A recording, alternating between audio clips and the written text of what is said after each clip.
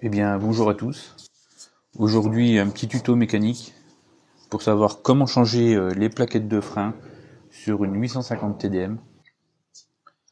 Alors, pas seulement changer les plaquettes, mais aussi démonter l'étrier pour pouvoir changer les joints au niveau des pistons pour remettre l'étrier à neuf, quoi. Alors, avant toute chose, ce que je conseille vraiment de faire quand on veut faire l'entretien de sa moto, c'est d'acheter la revue Moto Technique. Parce que ça, s'il y a vraiment pas mal d'informations, ça évite de se lancer n'importe où, n'importe comment, et quand on veut faire son entretien soi-même, c'est vraiment très pratique. Donc ça, c'est vraiment un truc que je conseille vraiment à tous ceux qui veulent entretenir eux-mêmes leur moto. Alors donc, pour la petite histoire, les plaquettes neuves sont déjà montées. J'avais filmé le démontage des anciennes plaquettes, mais comme la caméra était mal placée, j'ai pas fait attention. On n'y voyait pas grand chose. Donc j'ai préféré refaire la manipulation. À part que là, c'est les plaquettes neuves, au lieu des anciennes. On va voir ça tout de suite.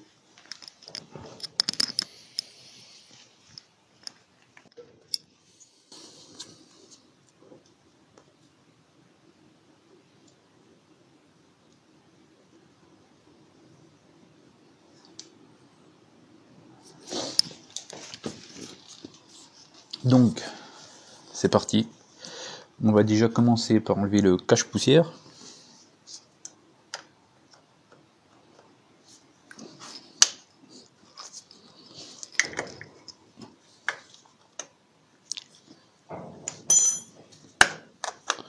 Voilà.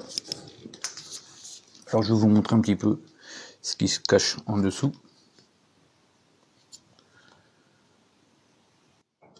Là, j'espère que vous allez bien voir.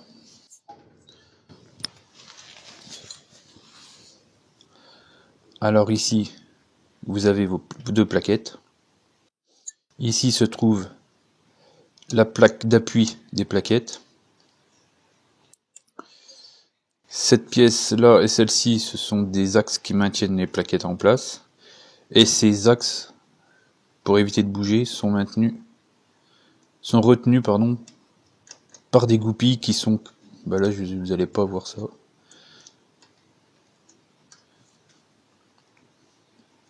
Donc, dans un premier temps, on va enlever la goupille pour pouvoir dégager cet axe.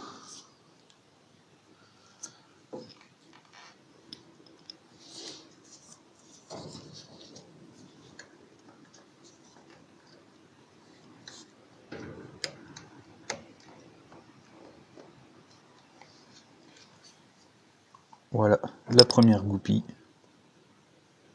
J'espère que vous voyez. Ensuite, vous dégagez l'axe de maintien.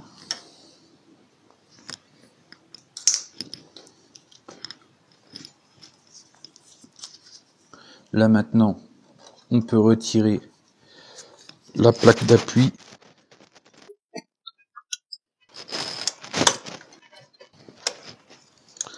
Alors attention, quand vous enlevez la plaque d'appui, elle a un sens de montage. Donc vous pouvez voir qu'ici, la patte est plus longue que celle-ci. Elle rentre plus dans la plaque. Et bien cette partie-là va vers l'avant de la moto. Donc ça c'est important de bien regarder comment on l'a démonté. Ensuite, on va démonter la deuxième goupille.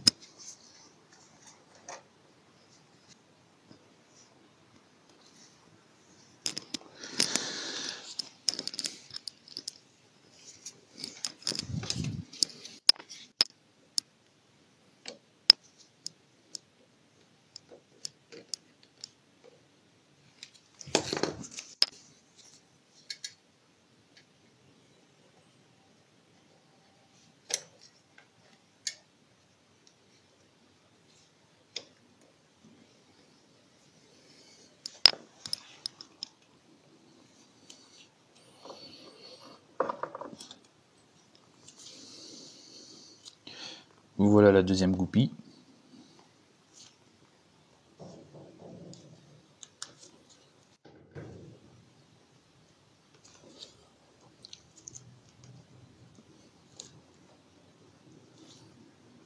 Donc la voici. Et là maintenant, on peut retirer l'axe de maintien des plaquettes.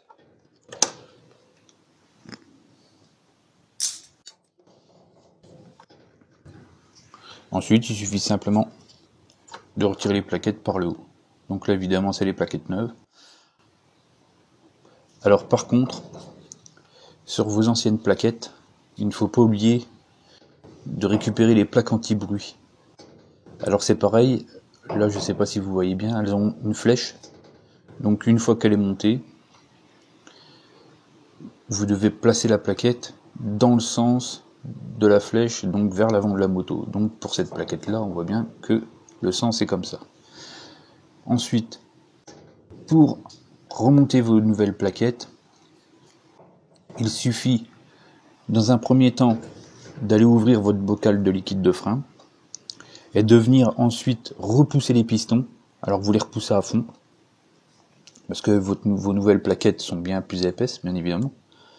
Donc vous repoussez bien à fond pour pouvoir insérer vos plaquettes.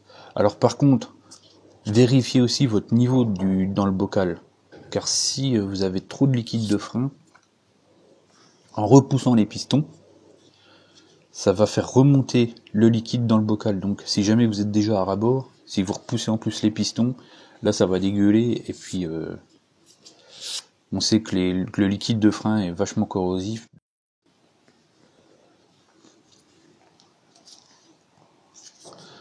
Une fois que vous avez repoussé vos pistons, il suffit de remettre vos plaquettes neuves. Procédure sens inverse des démontages.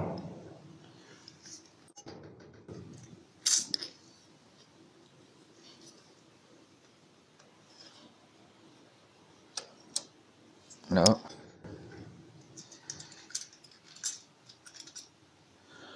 On y remet la petite goupille.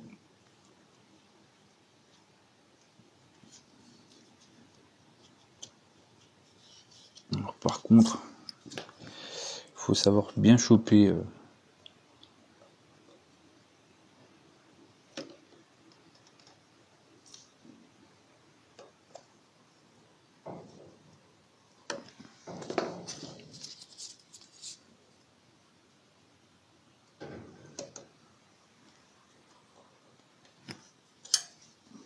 voilà. Ensuite, on remet la plaque d'appui, donc comme je vous ai dit tout à l'heure, la plus grande patte vers l'avant de la moto.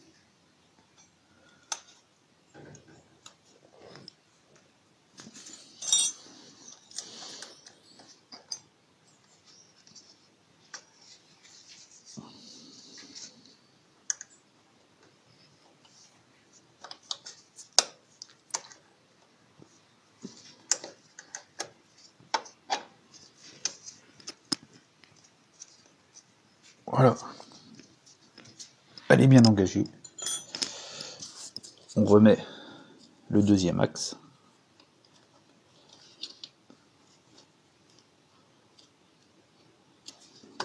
Voilà. Et on y remet la goupille.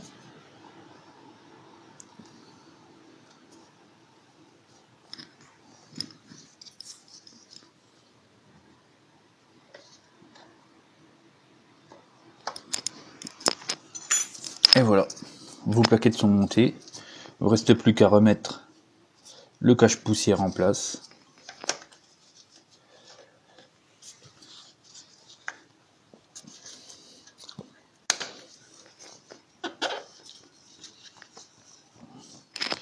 Ensuite, si vous ne changez que vos plaquettes, n'oubliez pas d'actionner la pédale de frein pour que les plaquettes puissent recoller au disque. Et vous refaites au besoin à votre niveau. Et ce que je vous conseille aussi, par la même occasion, c'est de changer votre liquide de frein, ou tout du moins y faire une purge.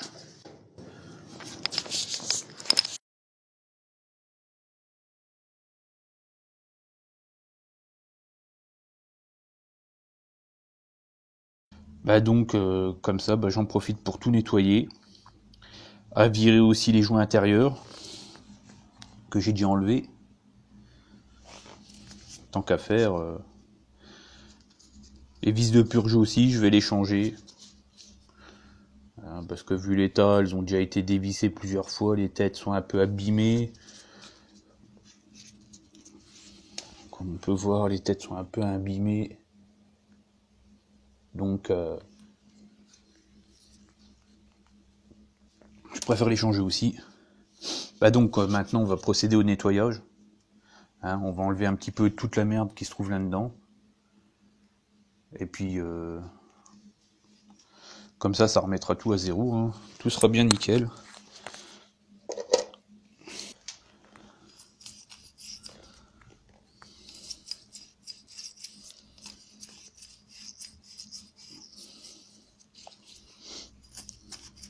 Ouais, c'est quand même pas mal crade. Alors j'insiste bien là au logement des joints. Pour pas laisser de merde et pour bien que le joint soit bien mis à sa place parce que peut éviter les fuites.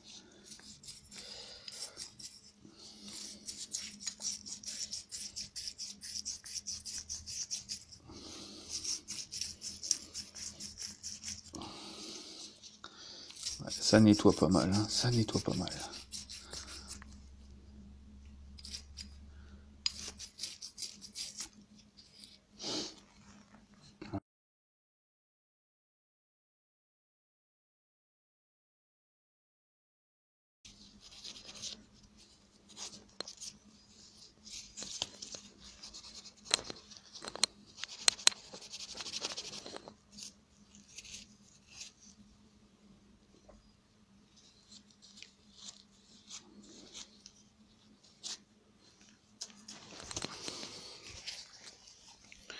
Ouais, donc voilà, c'est pas mal. Hein, après, le but, c'est pas de le rendre neuf comme au premier jour, mais au moins que ce soit propre.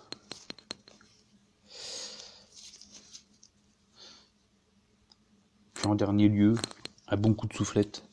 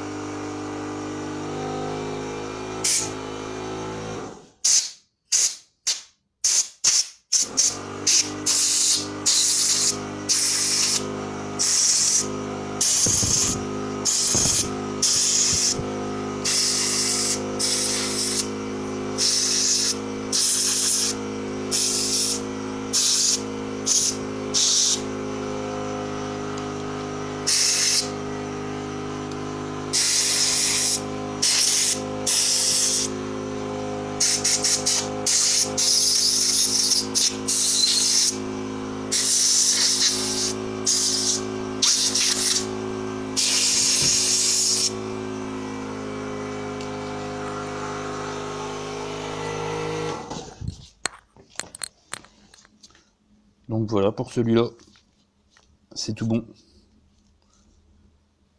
Hein, bien regarder que c'est propre. À l'emplacement des joints.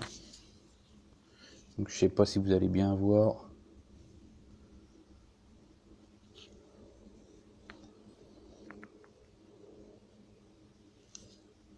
Hein, le plus important c'est ça.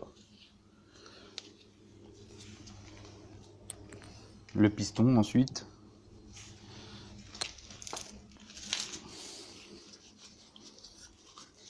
Ah, le piston, celui-là, ça a été.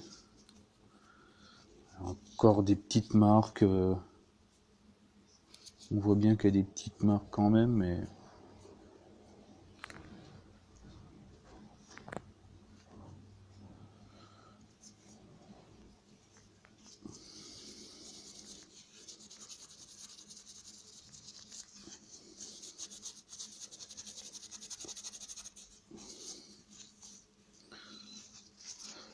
Alors pour le piston,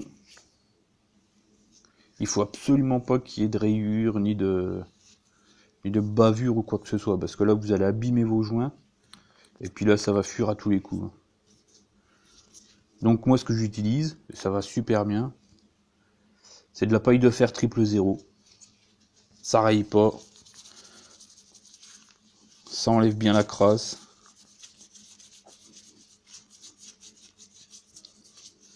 Et ça sert bien à polir par exemple les chromes. Les chromes des échappements, je l'utilise à chaque fois, et c'est nickel avec ça.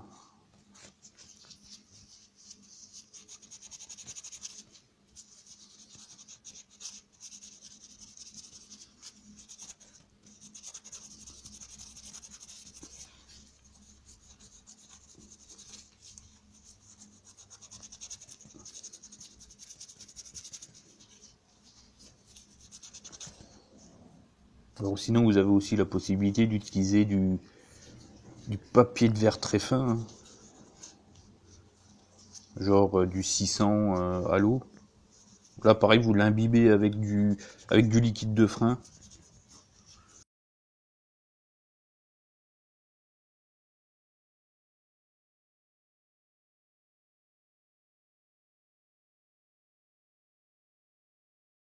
Alors maintenant nous allons remonter l'étrier de frein avec des joints neufs bien évidemment. Je noterai la référence en descriptif hein, pour ceux que ça intéresse. Alors donc moi ce que je conseille de faire, c'est de remonter les joints avec du liquide de frein. Neuf hein, bien évidemment. Donc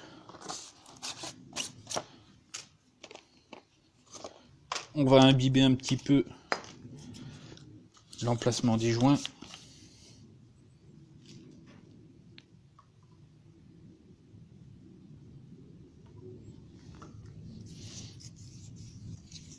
Donc j'imbibe un petit peu les emplacements avec du liquide de frein. Je fais pareil avec le nouveau joint. Voilà. Alors donc je le mets dans la gorge comme c'est le joint le plus épais. Je le mets dans la gorge du fond.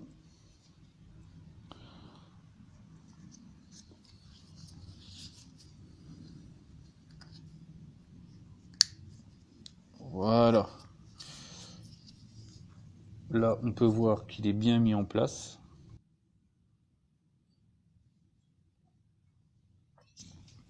Et ben, on fait pareil avec le petit joint par contre.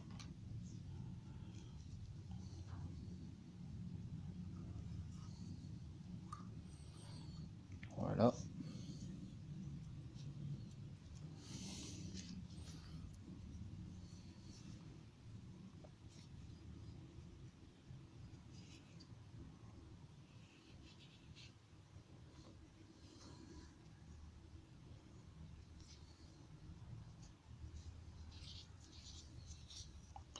Vérifie bien qu'il est bien en position. Ce qui est le cas, voilà. Donc maintenant, les nouveaux joints sont déjà installés. Il ne nous reste plus qu'à y mettre le piston. Alors pour le piston, c'est pareil. Bien l'enduire de liquide de frein tout autour. Hein, tout autour ici. Avec le liquide de frein comme ça, il n'y a vraiment aucun problème. Donc là, on y va, on n'a pas peur d'en mettre. Et maintenant, il suffit de bien le positionner au départ.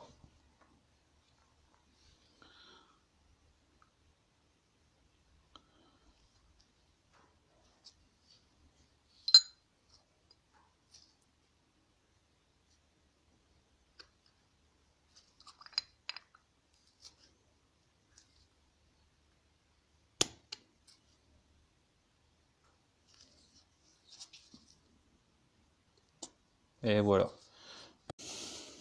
Eh ben, on fait la même chose avec le suivant.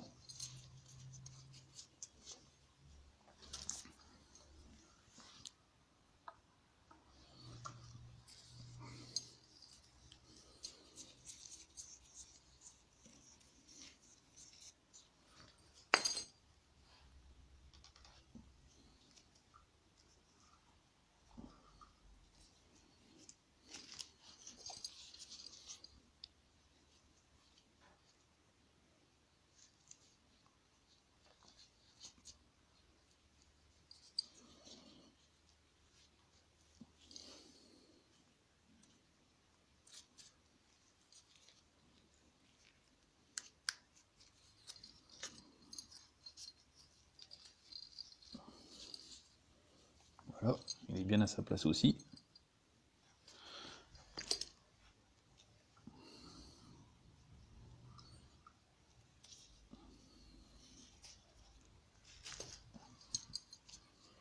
Maintenant le petit joint.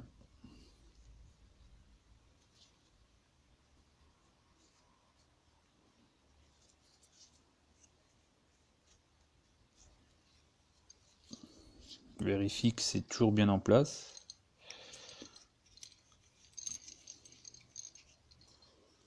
Voilà. Ce qui est parfait. Deuxième piston.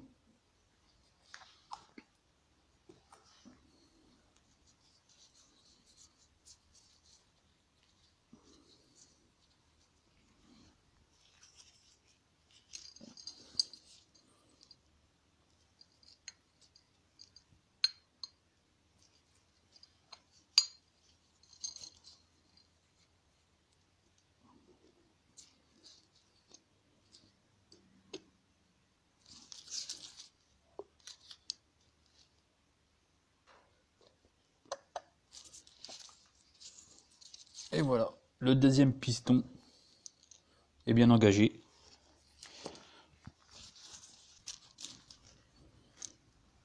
Donc voilà, nos deux parties sont équipées de leurs joints et de leurs pistons. Reste plus qu'à les assembler.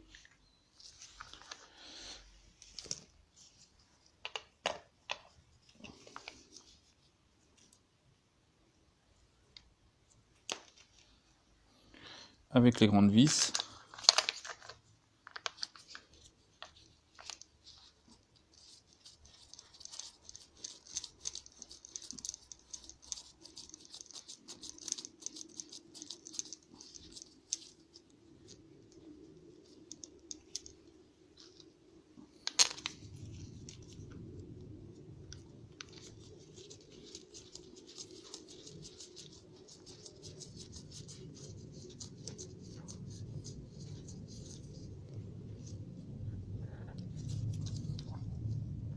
Alors par contre, ce que je conseille pour le serrage, c'est de le replacer l'étrier sur son support.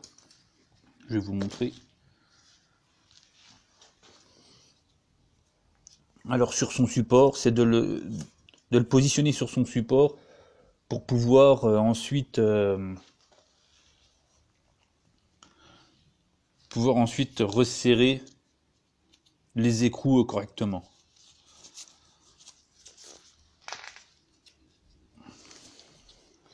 Là, je vais décaler pour vous faire voir.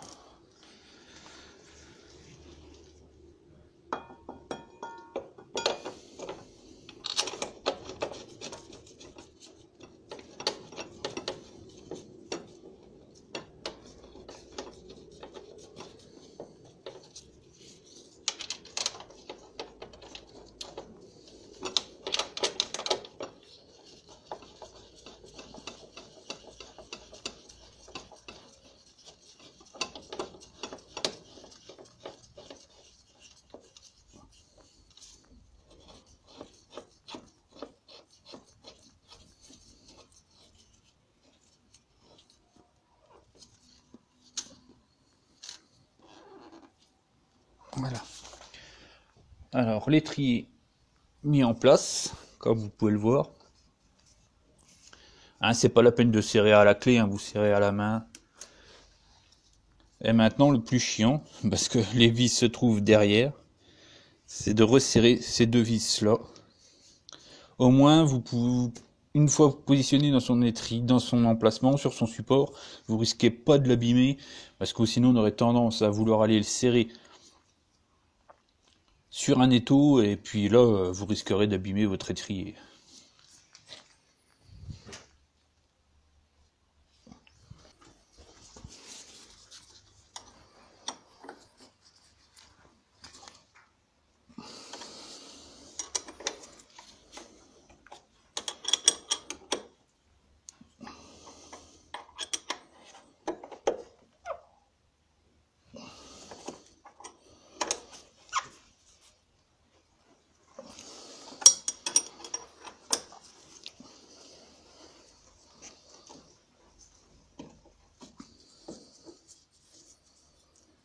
Voilà, l'étrier est fixé.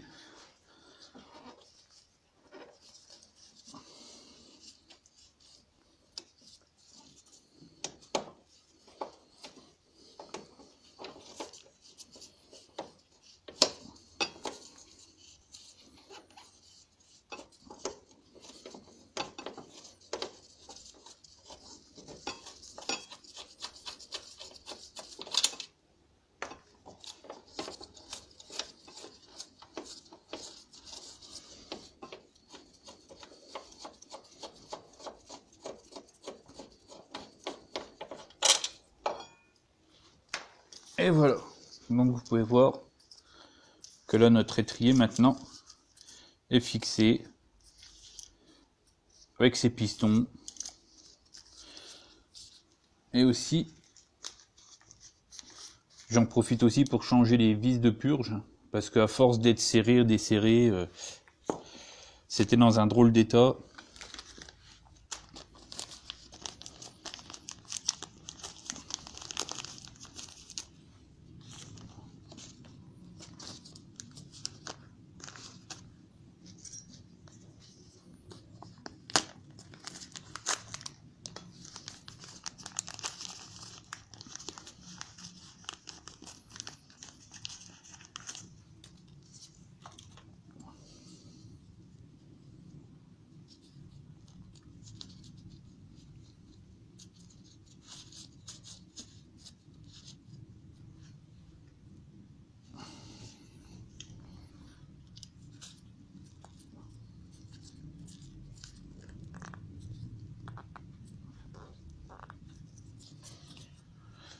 Voilà, nos vis de purge sont remontées.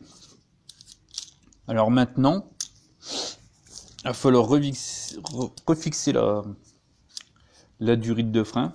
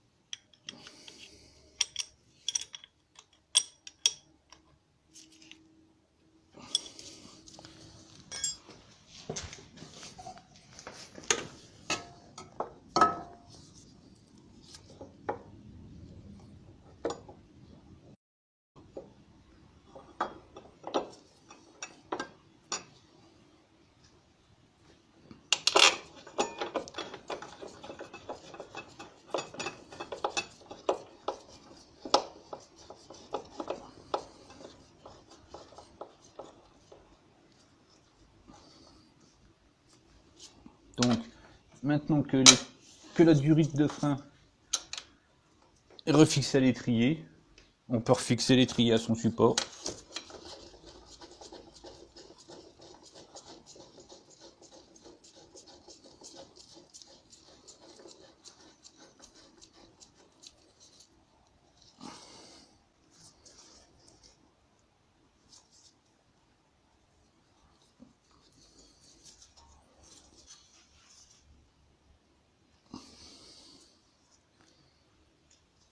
Un petit coup de chiffon.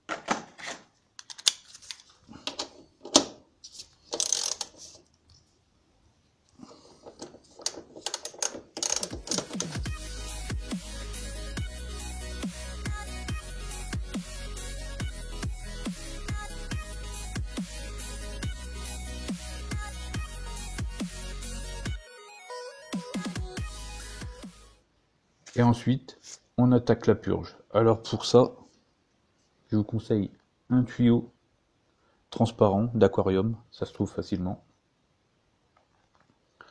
Plongez dans une bouteille, pour éviter d'en foutre partout. Alors là, c'est un petit peu archaïque, mais j'ai fixé la bouteille avec un fil de fer à la roue. J'ai protégé la jante avec un chiffon quand même.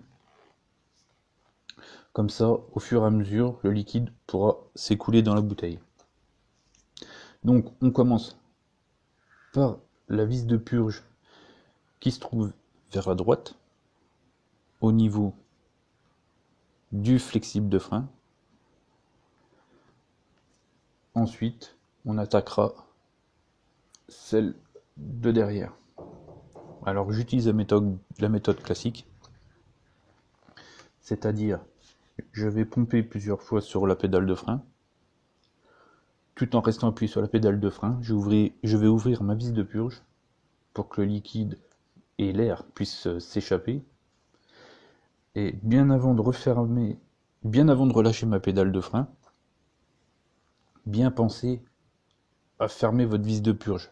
Parce que sans ça, ça va réaspirer de l'air, donc c'est une histoire sans fin. Donc fermez la vis de purge et ensuite je peux relâcher la pédale de frein. Et bah donc c'est parti.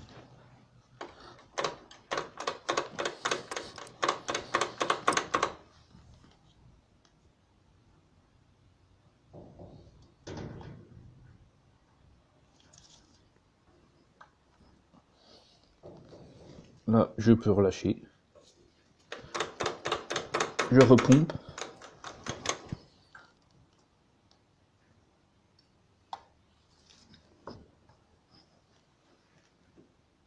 Là je peux relâcher. Donc on fait cette manipulation là tant que des bulles d'air s'échappent. Très régulièrement, vérifiez votre niveau de liquide de frein dans le bocal. Parce que ça part à une vitesse fou et on n'y pense pas. Et quand on y regarde, ah bah mince, il n'y a plus de liquide. Et là vous avez réaspiré de l'air. Donc il faut c'est comme si vous n'aviez rien fait. Donc pensez à toujours bien remplir à chaque fois votre bocal de liquide de frein. Ensuite, donc quand vous avez plus d'air qui s'échappe par cette vis de purge, vous faites l'autre. Par contre, l'autre ça sera moins long hein, parce que la plupart des bulles d'air vont s'échapper d'ici. Donc là, ça va mettre un temps fou par contre à purger celle-là par rapport à l'autre. L'autre, ça va aller assez rapidement pour la purger. Donc normalement, après, vous refaites votre niveau de liquide de frein dans le bocal.